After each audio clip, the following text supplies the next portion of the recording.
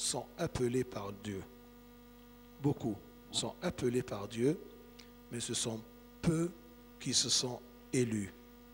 Qu'est-ce que ça veut dire? On va voir. Mais avant de commencer, je veux que vous appreniez quelque chose, un principe dans la parole du Seigneur. Quand le Seigneur parle, il parle sur 2 degrés, 2 niveaux. Un niveau matériel et un niveau plus profond, c'est un niveau spirituel. Si la personne qui entend la parole de Dieu est très jeune dans sa spiritualité, non pas jeune dans l'âge, jeune dans la spiritualité, ils ne peuvent pas arriver, ils ne peuvent pas arriver vers la profondeur.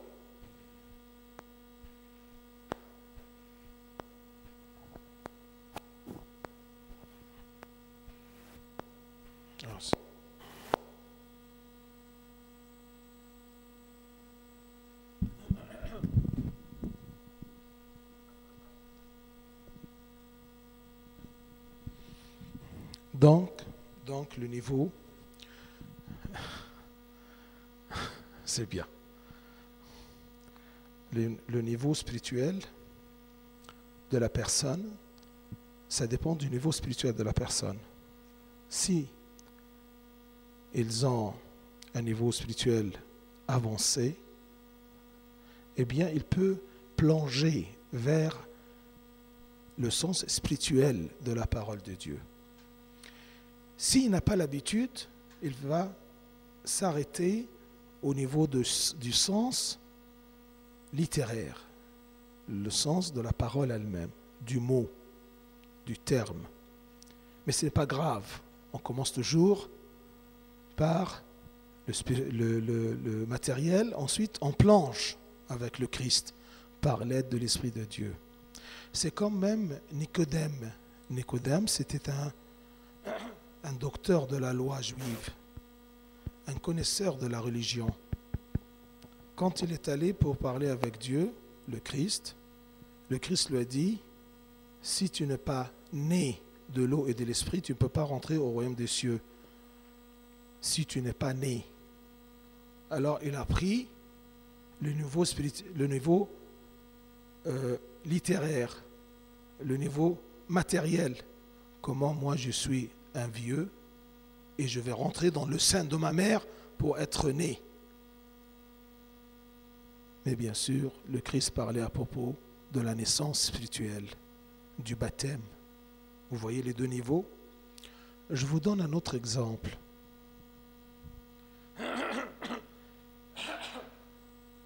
Pourquoi je vous dis ça?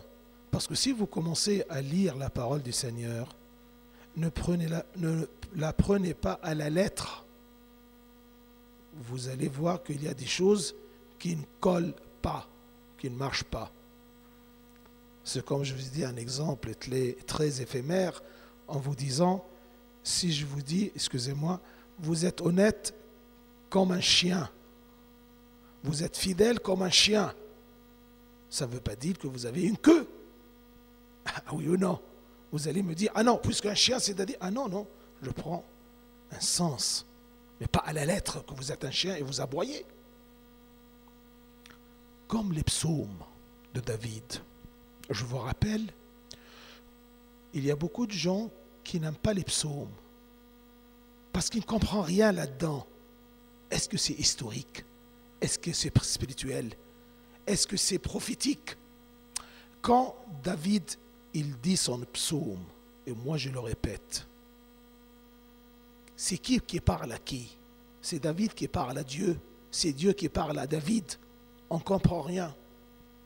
Pour résoudre ce problème, je vais vous dire quelque chose. Dans le psaume de David, il y a 3 sens.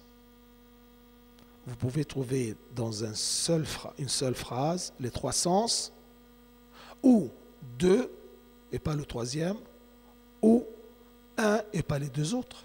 Quels sont les 3 sens? Il y a un sens historique à la lettre. Il y a un sens prophétique. qui parle à propos du Christ, qui touche le Christ, qui touche la vie du Christ.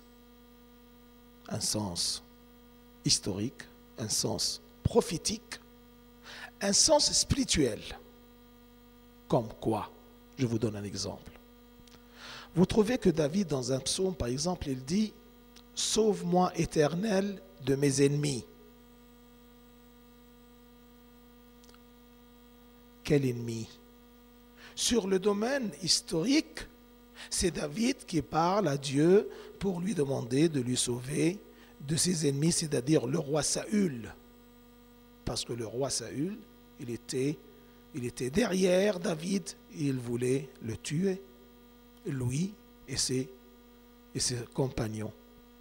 Alors, sur le niveau littéraire, parole, David, il parle, ou ce psaume montre quelque chose d'historique, que quand David s'échappait de ses ennemis, il voulait bien que Dieu l'aide, qu'il le sauve de ses ennemis. Le sens prophétique, c'est que le Christ, dans son humanité, il priait au Dieu le Père de le sauver de ses ennemis, qui veut tout simplement abolir sa tâche de salut, par exemple. Un sens spirituel, que toi tu te mets debout devant Dieu et tu lui dis « Dieu, sauve-moi de mes ennemis ». Tes ennemis sont qui? Ce n'est pas monsieur un tel et mademoiselle un tel, mais tout simplement, ce sont tes péchés, tes envies. Alors vous voyez, dans une seule phrase, on peut trouver un sens historique, que c'est vrai, un sens prophétique, c'est vrai, et un sens spirituel. Donc, ne vous arrêtez pas au sens de la parole, mais essayez de prolonger. Comment? Tout seul? Non, ça c'est le rôle de l'Esprit Saint qui aide la personne, qui illumine la personne, d'accord, à déguster la parole de Dieu. Et c'est par l'entraînement, d'accord? Plus tu te rapproches de Dieu, plus, qu'est-ce que ça veut dire se rapprocher de Dieu? C'est de dire s'intéresser à Dieu. D'accord? À votre âge, on se rapproche comment d'une fille? D'accord? Je me mets à côté d'elle? Non. Je m'intéresse à elle. Comment elle sent qu'elle est trop, que je suis trop proche d'elle? Par téléphone. Bonjour, je m'intéresse. Je suis en plein travail et je lui téléphone. Et alors, je vous fais tricher comment faire. D'accord? C'est comme ça que tu t'intéresses. D'accord? Alors, si tu veux te rapprocher de Dieu, même Dieu nous dit, celui qui se rapproche de moi, je me rapproche de lui. Celui qui m'intéresse à moi, il va me sentir très proche de lui. Mais si tu n'as pas le temps à Dieu, tu ne pourras jamais sentir sa présence ou le comprendre ou le connaître. Alors, on va prendre cette parabole et on va voir qu'est-ce que Dieu veut nous dire. Jésus, prenant la parole, leur parla de nouveau en parabole et dit, « Le royaume des cieux est semblable à un roi qui fit des noces pour son fils. Il envoya ses serviteurs appeler ceux qui étaient invités aux noces, mais ils ne voulurent pas venir. » Donc, c'est une invitation. Le royaume des cieux, c'est une invitation. Un roi, le père, il a fait des noces à son fils unique. D'accord? Parce que, tout simplement, le royaume, c'est quoi? C'est une joie comme la joie des noces. Vous voyez, quand les gens vont pour participer à des noces, ils sont heureux. Mais les noces célestes, ce sont des noces éternelles qui vont durer. Imaginez-vous quand vous êtes dans des noces, eh bien vous voulez bien que la nuit se prolonge pour passer le plus longtemps possible. C'est pour cela que Dieu, quand il veut rapprocher un sens à ta raison. Il choisit des choses que l'homme a vécues ou il peut concevoir, comme les noces. Vous voyez? Il veut vous dire que le royaume des cieux, c'est comme les noces, c'est la joie. Il y a un époux et une épouse. L'époux, c'est le Christ. L'épouse, c'est l'Église. Tous les gens qui sont invités. Et pour montrer ta relation et ta joie et ton amour et ton affinité vers le Christ, il a choisi l'exemple d'un époux et une épouse. Même si vous n'êtes pas mariés, au moins comme être humain, vous pouvez comprendre, vous pouvez sentir la joie de ces fidèles qu'ils vont rentrer dans le royaume des cieux. Donc le Christ nous dit que le royaume des cieux, c'est comme un roi qui a préparé, qui a fait des noces pour son fils. Et méfiez-vous que, ou faites attention que, quand le Fils se marie, quand le Christ va se marier à nous, il va nous rencontrer dans ses noces, c'est lui qui paye toutes les dépenses. Mais qui invite? C'est le Père. C'est toujours comme ça. D'accord? C'est même sur les cartes, vous voyez que Monsieur un tel et Monsieur un tel ont l'honneur de vous inviter pour les noces de leurs enfants, Monsieur un tel et Mademoiselle un tel. Mais qui a payé le prix des cartes? D'accord? Je ne dis pas normalement, mais maintenant, bien sûr, vous prenez une avance de vos parents, ça c'est autre chose. Mais normalement, c'est le Fils qui paye. C'est le Fils qui a payé le prix de ce noces. Il a payé son sang, sa mort sur la croix. Il a payé son sang et sa vie en faisant homme et en mourant sur la croix pour nous, pour qu'il prenne le rôle de l'époux et nous, les épouses. C'est lui qui paye. Mais qui invite? C'est le roi, c'est Dieu le Père. Et quand tout est prêt, quand le salut est accompli et la rédemption est accomplie sur la croix, eh bien, tout est prêt. On vous invite à participer à ce salut que le Christ a accompli sur la croix. Il envoie ses serviteurs. Il envoie, historiquement, il parle à des Juifs. Il n'y a pas eu encore des chrétiens. C'est le Christ qui parle. Eh bien, il a envoyé dans le temps les pères, Abraham, Isaac, Jacob, ses serviteurs. Il a envoyé aussi les prophètes pour préparer aux gens, leur dire, Dieu vous aime. Et il vous a envoyé son Fils pour vous sauver de la mort. Il vous a préparé des noces. Venez. Ça, c'est l'Ancien Testament. Le Nouveau Testament, c'est la même chose. Dieu vous envoie sa parole.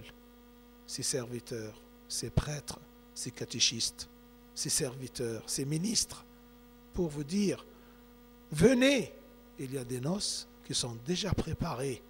Le roi vous attend.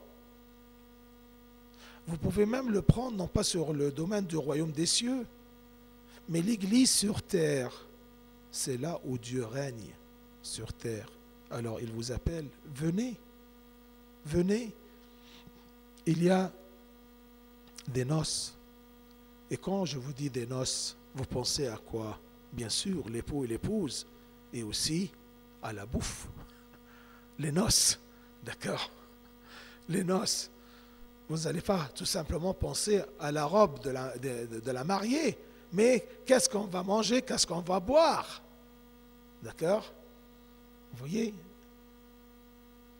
Eh bien, dans les noces, il y aura le repas céleste, l'autel. Ouvrez le rideau, vous allez voir l'autel, la table avec la nourriture céleste, le corps et le sang du Christ. Il envoya ses serviteurs appeler ceux qui étaient invités aux noces. Invités aux noces, son peuple. Pas n'importe qui, mais son peuple. Le peuple de Dieu aujourd'hui, c'est le peuple baptisé. Ceux qui ne sont pas baptisés ne sont pas le peuple de Dieu, parce que c'est lui qui a fait cette alliance. Celui qui est baptisé est mon peuple. Celui qui n'est pas baptisé, je l'ai créé, mais je l'attends. Il envoya ses serviteurs appeler ceux qui étaient invités aux noces, mais ils ne voulurent pas venir. Ils n'ont pas voulu venir. Ça, c'est le royaume des cieux. Dieu nous appelle toujours, mais nous, on ne veut pas venir. Ne dites jamais « je n'ai pas le temps ». On a toujours le temps pour tout. On a le temps pour ce qu'on veut. Quand on veut, on a le temps. Quand on ne veut pas, on n'a pas le temps. C'est clair. Dieu nous connaît. Tu peux tromper n'importe qui. Tu peux présenter des excuses à n'importe qui. Mais dès le commencement, Dieu, il sait bien. Il va préparer le salut. Et en même temps, il va nous inviter. Mais toujours, on va pas y aller parce qu'on ne veut pas. Et pourquoi on ne veut pas? Parce qu'il y a d'autres choses plus importantes pour nous. Toute notre vie, ce sont des choix. Toute notre vie, ce sont des priorités. Chacun ses propriétés, ses priorités diffèrent de l'autre. Il y a un que sa priorité, c'est Dieu. Ensuite, sa femme et ses enfants. Ensuite, son travail. Ensuite, lui-même. Il y a un autre, la priorité, c'est lui-même. Ensuite, son boulot, sa carrière. Ensuite, sa femme et ses enfants. Et s'il y a le temps, ça sera Dieu. Et chacun prescrit son destin d'après ses priorités. Il y a sa priorité, c'est l'argent. Même si c'est de l'argent facile. Alors il veut tout simplement monter l'escalier rapidement, à n'importe quel prix, même s'il écrase son frère. Mais il veut tout simplement arriver. C'est une priorité pour lui. Le royaume des cieux est semblable à des noces auxquelles vous êtes invités. Mais parfois, quand les serviteurs sont envoyés, ils n'ont pas, ou nous ne voulons pas y aller. Mais ils ne voulurent pas venir. Il envoyant encore d'autres serviteurs en disant, dites aux conviés, voici j'ai préparé mon festin, mes bœufs, mes bêtes grasses sont tuées, tout est prêt, venez aux noces. Au commencement, il nous dit, venez aux noces. Il envoie ses serviteurs, vous ne voulez pas. Il vous envoie, il insiste. Dieu veut que nous allions au royaume des cieux. Il nous cherche à nous attirer au royaume des cieux parce qu'il nous aime. C'est pour cela que parfois, il commence à nous montrer les détails en nous disant, attention, j'ai préparé tout, mes bœufs, d'accord, mes bêtes grasses sont tuées, tout est prêt, tout est prêt. Il ne reste que ta volonté de venir, d'accepter l'invitation. Viens, pourquoi tu t'éloignes? De quoi es-tu peur? Ce sont des noces, c'est de la joie, et tu ne vas rien payer. Je t'invite, tout est prêt. Dieu fait tout. C'est lui qui donne tout. C'est lui qui t'a donné la vie. Et toi, tu acceptes ta vie. tu acceptes le don de Dieu. C'est lui qui te donne l'intelligence pour laquelle tu travailles et tu peux être un homme célèbre. C'est Dieu qui donne et c'est toi qui acceptes. Parfois même, tu crois que c'est toi qui te fais toi-même. J'ai travaillé, j'ai fait l'effort, je suis arrivé. Mais c'est Dieu qui t'aide. Et même si tu le renies, son don, il l'accepte. Il te laisse dire. Mais il insiste à t'inviter. Et si tu refuses, à un moment, ça sera le jugement. Ça ne sera pas la bonté de Dieu. Vous allez voir un peu plus loin. Mais sans s'inquiéter de l'invitation, ils s'en allèrent. Celui-ci à son champ, celui-là à son trafic. Et les autres se saisirent des serviteurs, les outragèrent et les tuèrent. Quand Dieu insiste, le deuxième verbe, c'est quoi? C'est que les gens, sans s'inquiéter. Ça commence par « je ne veux pas » et je ne m'inquiète pas. Tous les gens qui vont périr, qui n'auront pas une place dans ces noces célestes, parce qu'ils ne s'inquiètent pas. Ils ne s'inquiètent pas. Ils ne sentent pas qu'ils ont besoin de Dieu, parce qu'ils ne pensent qu'à leur vie sur terre.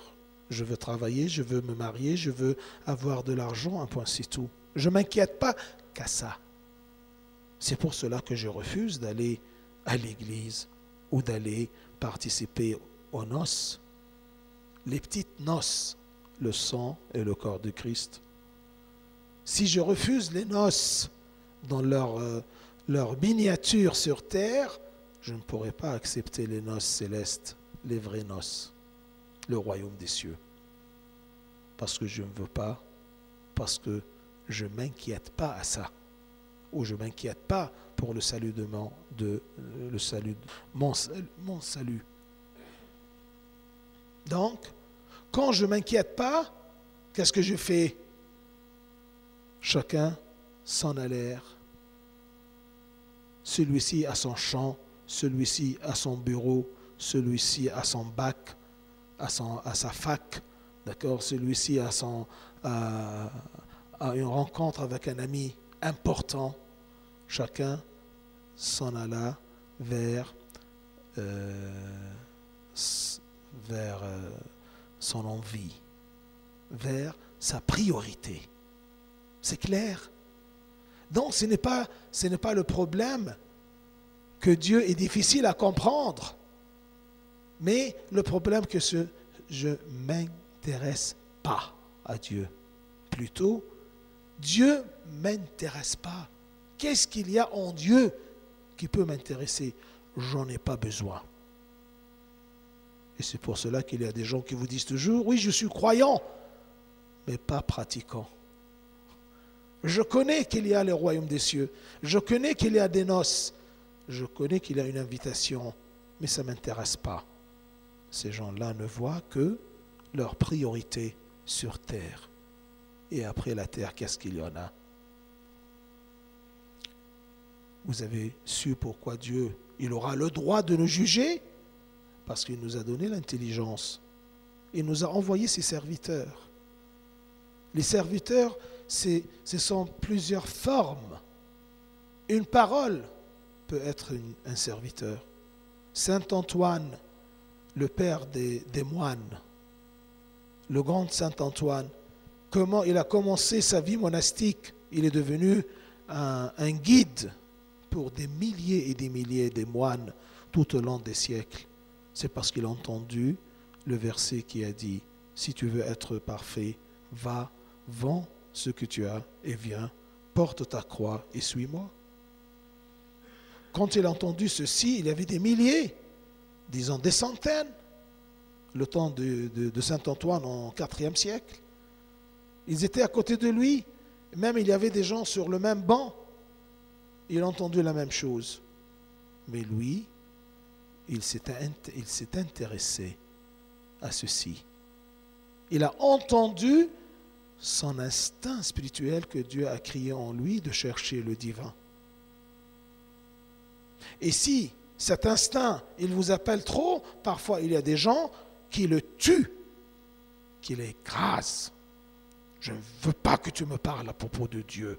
Laisse-moi tranquille. Et parfois il le tue en allant de l'autre côté, dans le mal. Pour faire disparaître l'idée de Dieu, il ne veut pas écouter cette invitation-là. Alors ce sont ces gens-là qui tuent.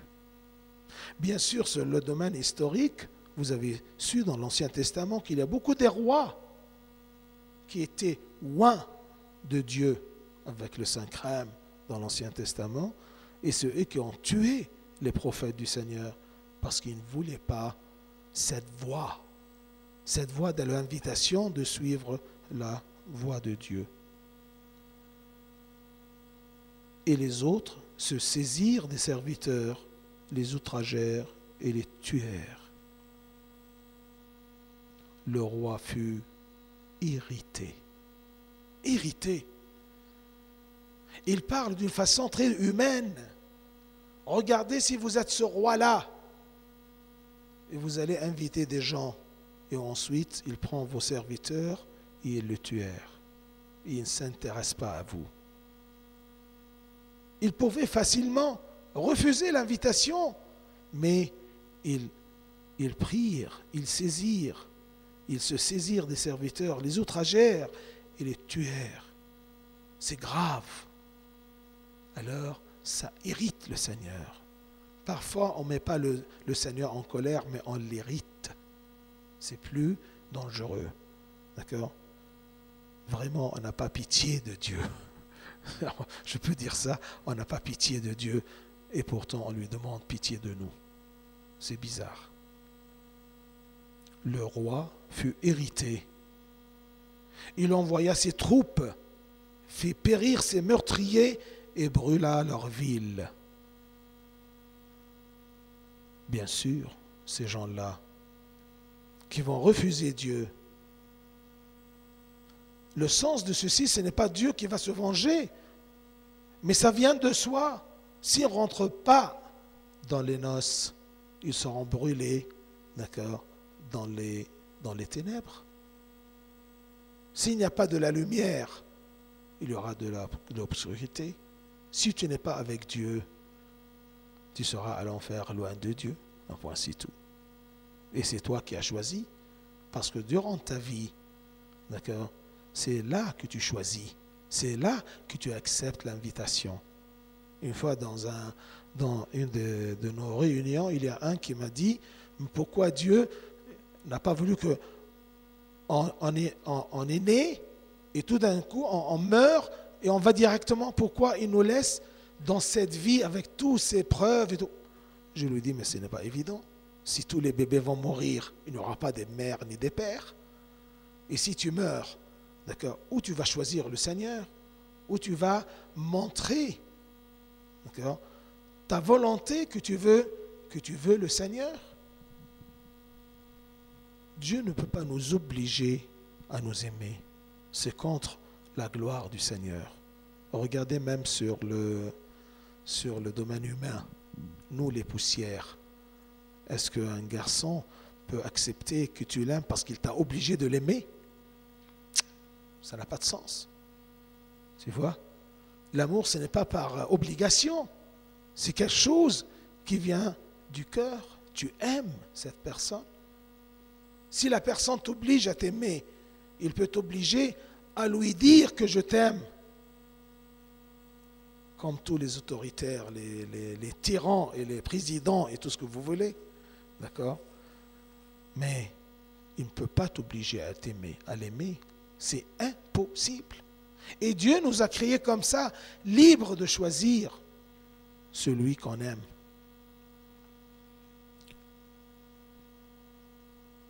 Alors il dit à ses serviteurs, les noces sont prêtes, mais les conviés n'en étaient pas dignes. Ça, sur le domaine historique, il parle à propos des Juifs, qu'il a préparé tout, mais eux, ils étaient indignes de cette invitation parce qu'ils l'ont refusé, ils ont tué les prophètes et les hommes de Dieu. Une autre scène dans cette parabole. Allez donc dans les carrefours, partout, et appelez aux noces tous ceux que vous trouverez. Là, le sens, c'est que Dieu, quand son peuple, les Juifs, l'ont refusé, il a accepté les nations aussi. Attention, ne dites pas que c'est parce qu'il a refusé ou son peuple premier l'ont refusé, c'est pour cela qu'il a accepté les nations. C'est une façon de dire, d'après les événements de l'histoire. Mais dès le commencement, Dieu avait planifié qu'il va sauver toutes les nations. C'est pour cela que même il a dit à Abraham que par ta descendance, tu seras une bénédiction pour toutes les nations. Mais c'est la chronologie. Il a commencé d'abord par son peuple pour trouver un peuple d'où sort le Christ pour se faire homme. Tout ça, c'est le plan. C'est une partie. Son peuple choisi dans l'Ancien Testament, c'est une partie du plan de Dieu. Ce qui nous intéresse, c'est que tout simplement, le deuxième volet, c'est qu'il a proclamé qu'il va choisir, il va inviter tous les gens. Tous, sans exception. Allez donc dans les carrefours et appelez aux noces tout ce que vous trouverez. Ses serviteurs allèrent dans les chemins, rassemblèrent tout ce qu'ils trouvèrent, méchants et bons. Méchants et bons. Même si je suis méchant, il va t'appeler. Si tu ne mérites pas être invité, au moins il va t'appeler. Mais dans les deux cas, l'important c'est de écouter et accepter. Écouter et accepter. J'ai bien aimé dans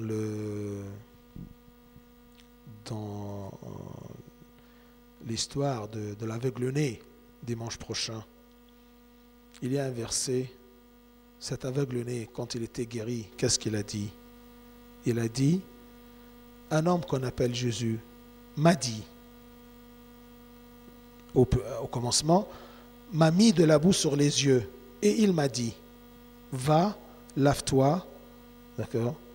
Va, lave-toi dans le lac de Siloam, d'accord?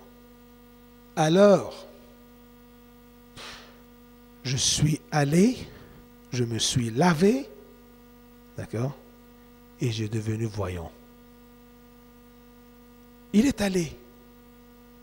Vous voyez? Il a accepté. Et quand il est allé, il a agi. C'est bien de venir à l'église. Mais ensuite, il y a des gens qui viennent à l'église et ne prennent pas la communion. C'est comme si il a pris la boue sur ses yeux. D'accord? Il a pris la chance d'être guéri. Il est allé au lac de Siloam. Et là-bas, il était là, il ne s'est pas lavé. Imaginez-vous. Alors, qu'est-ce qu'il a profité? C'est comme quelqu'un qui dit, oui, je suis croyant. D'accord? Je suis allé. J'ai entendu le Christ, l'homme qu'on appelle Jésus. Mais je ne pratique pas. À quoi ça sert? Est-ce qu'il sera guéri? Non. Même si tu es méchant, tu es appelé. Mais pour que tu viennes aux noces, méchant et bon, et la salle des noces fut pleine de convives. Le roi entra. pour voir ce qui était à table. À table. Tout ça, c'est une prophétie à propos de l'autel et de la communion. Il vient voir ceux qui sont à table. Hein? Est-ce qu'ils sont bien servis? Il est sûr qu'ils sont bien servis. Mais qu'est-ce qu'il a vu? Le roi entra pour voir ceux qui étaient à table, et il aperçut là un homme qui n'avait pas revêtu un habit de noces. De là, vous comprenez entre les lignes que quand il a appelé tous les gens de la rue de Carrefour, ils n'étaient pas prêts.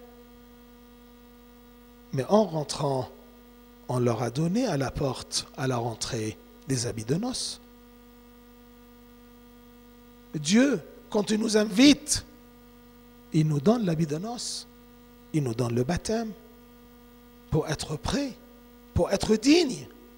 Nous ne sommes pas dignes de l'extérieur, mais c'est lui qui a pris les méchants et les bons et les a attirés vers lui. Vous voyez, il lui a donné un habit de noces pour pouvoir rentrer et se mettre à table. Alors il est rentré pour observer ces gens-là qui sont là. Je leur ai donné tout. Ils n'ont pas dignes. Mais moi, je l'accepte parce que je les ai criés. Je les ai ramassés des carrefours. Les bons et les méchants, venez vers moi et prenez l'habit de noces à la rentrée. Mais ensuite, il aperçut là un homme qui n'avait pas revêtu un habit de noces. Il lui dit, mon ami, comment es-tu entré ici sans avoir un habit de noces? C'est-à-dire un habit de noces, c'est-à-dire qu'il y avait des habits à la rentrée. C'est Dieu même qui les a offerts, le roi les a offerts, parce qu'il sait très bien que ces gens-là, ils viennent de la rue. C'est lui qui a préparé les habits de noces. Comment voulez-vous que le roi accepte des gens qui viennent fêter avec son fils ses noces avec des habits qui ne conviennent pas aux noces? Alors le père, le roi a préparé tout. Cet homme eut la bouche fermée.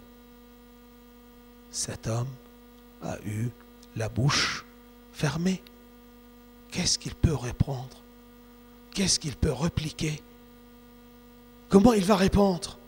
Dieu, le jour, quand il va nous juger parce que nous ne sommes pas dignes de ses noces, de son royaume, il va nous dire, pourquoi vous n'avez pas mis votre habit de noces? Comment voulez-vous entrer? Comment vous êtes à table ici? Ça ne marche pas. Qu'est-ce qu'on va répondre? Qu'est-ce que tu vas lui dire? Parce que je ne l'ai pas pris au sérieux? Parce que je m'en fous? Parce que je ne m'intéresse pas? Fais à moi tout ce que vous voulez, je ne m'intéresse pas? Et cet homme eut la bouche fermée. Alors le roi dit au serviteur, liez-lui les pieds et les mains et jetez-le dans les ténèbres du dehors. Il ne mérite pas les noces. Liez-le parce qu'il ne peut pas. Il ne peut pas œuvrer. Il n'y a plus temps pour œuvrer. Les noces et tout était prêt. Et j'étais invité. Et la table est prête. Le royaume des cieux est prêt. Tu ne pourras pas dire, ah oui, mon roi, permettez-moi de retourner à la vie pour préparer et chercher un habit de noces. C'est terminé, mon ami.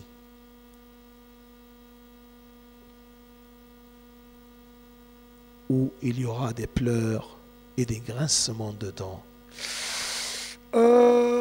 C'est dommage. Bye bye, mon ami. Il a fait tout. مينا لو سمحت اقفل لي الشوفاج حبيبي ممكن معك المفتاح طيب حبيبي الله يعوضك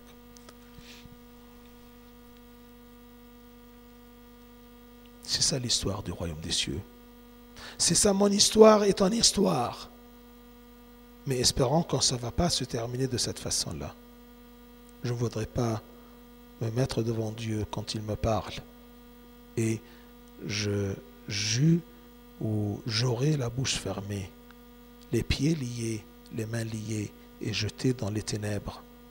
Là, je ne pourrai rien faire que grincer les dents, d'accord, et avoir des pleurs.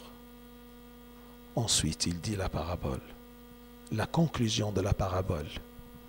Car il y a beaucoup d'appelés, mais peu d'élus. Beaucoup d'appelés. Regardez combien de gens ont été baptisés et combien ils vont rester dans les noces. Combien ils ont gardé l'habit de noces. Combien ils étaient invités, ils sont allés vers les noces, d'accord, tout en se préparant à se mettre à table, la table du roi. Je ne suis pas digne d'y aller, mais c'est lui, il m'a donné tout. Beaucoup d'appelés, mais peu d'élus. Veux-tu être parmi ces appelés et ces élus? Ou veux-tu être des élus? Ou ça te suffit tout simplement d'être appelé, baptisé et c'est terminé? Et pour terminer, je vous dis, parce que parfois, quand vous entendez qu'il y a des élus, vous dites, ah, alors c'est hasab mazeg, Rabbina, son envie, il choisit. Oui, toi viens, toi non, toi viens, toi non. Non. Nous sommes tous invités. Tous qui ont été créés sont invités. Ceux qui acceptent, eh bien, ce sont des élus. Et tous ceux qui persistent dans cette élection sont des saints. Et nous sommes tous invités d'être des saints, d'être enfants de Dieu. C'est pour cela que Dieu nous a dit, soyez saints comme votre Père qui est aux cieux est saint. Une sainteté pas absolue, mais au moins une sainteté relative à la sainteté de Dieu. Mais un saint, c'est quelqu'un qui a été invité, accepté, alors il est élu, parce qu'il y a des gens qui ne sont pas élus. Et celui qui persiste tout en étant élu, eh bien, il sera un saint, il sera digne de rentrer dans le royaume des cieux. C'est comme par exemple dans l'Assemblée générale ou l'Assemblée nationale d'Égypte, il y a un élu, d'accord, qu'on va l'excommunier. Et même on a pris la décision de l'excommunier. Alors vous voyez, il était élu. Il était appelé, il était élu. Mais il n'a pas persisté dans son élection. Il est déchu de son élection. Il n'est plus élu. C'est clair? C'est Matthieu 22. Matthieu 22. Nous sommes tous appelés de Dieu. Intéressez-vous un peu à Dieu, parce que c'est très important. Mettez Dieu en priorité dans votre vie. Vous aurez tout le temps de travailler, de faire toute votre vie. Mais la priorité, ce n'est pas votre vie sur terre. Croyez-moi, eh bien, il y a quelque chose au-delà, d'accord, de la vie sur terre. Est-ce que vous avez des questions à propos de ce sujet? Matthieu 22.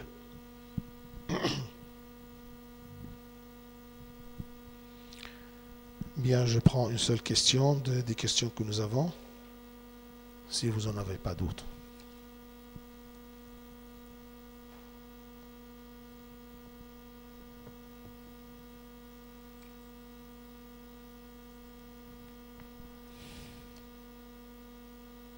Ah, Apocalypse. Ah. Épître de Jude. Ah, pourquoi j'ai choisi ça? Je suis toujours effrayé de l'Apocalypse. Pourquoi? Parce que tout simplement, l'Apocalypse, c'est tout à fait prophétique. D'accord? Si vous lisez à la lettre, ça ne marche pas. D'accord? Ça ne marche pas du tout. Bien. On va prendre Épître de Jude, verset 9. Épître de Jude, verset 9. Et quel chapitre? Parce que Jude n'a pas de chapitre, c'est un seul chapitre. D'accord? C'est une petite connaissance. Que Épître de Jude, c'est un seul chapitre.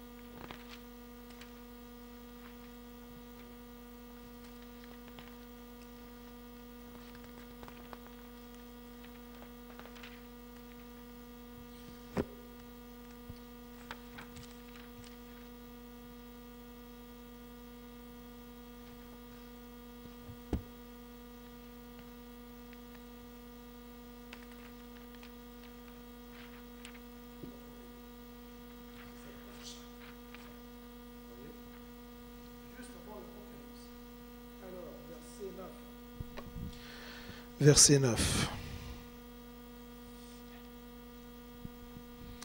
Or, l'archange Michel, vous voyez en français, il n'y a rien qui s'appelle Saint Michel. Parce que Michel, d'accord, c'est un archange. L'archange, on ne l'appelle pas Saint Michel.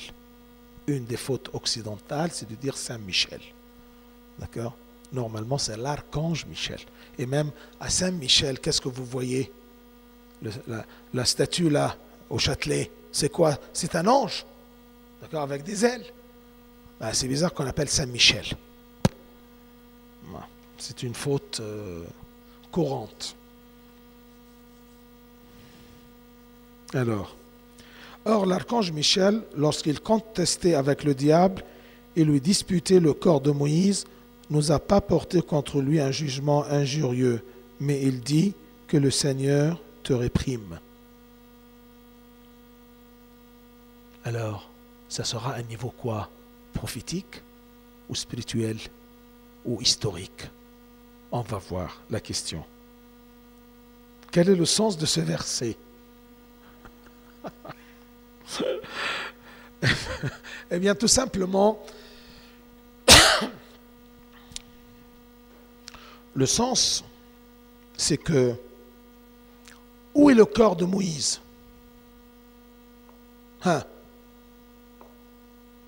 Où est le corps de Moïse? Est-ce que Dieu l'a révélé?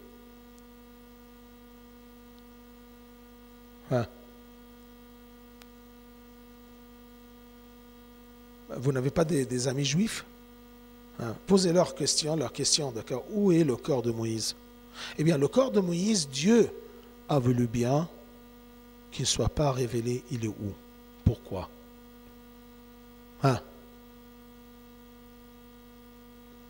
Oui. Bravo.